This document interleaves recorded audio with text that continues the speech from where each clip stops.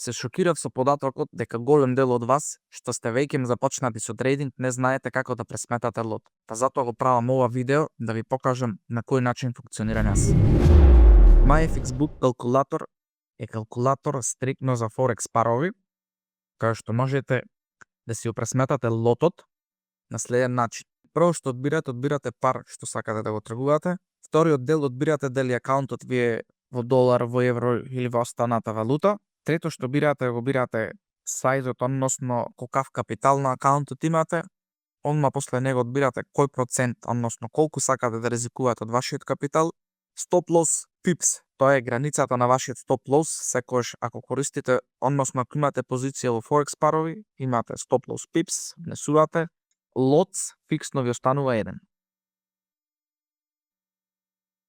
Сайзинг или лот се она што ви треба за да внесите пресметен ризик.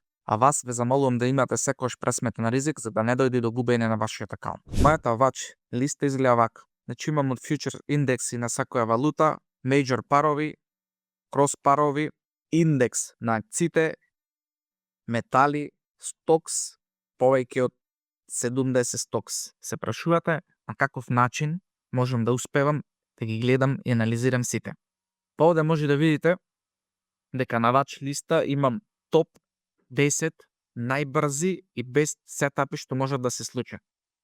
Овде имам place orders, односно позиции што ги имам веќе пласирано и чекам да се активираат. Во running trades ми се позициите што се активирани и close trades се трейдовите што сум ги фатил или изгубил.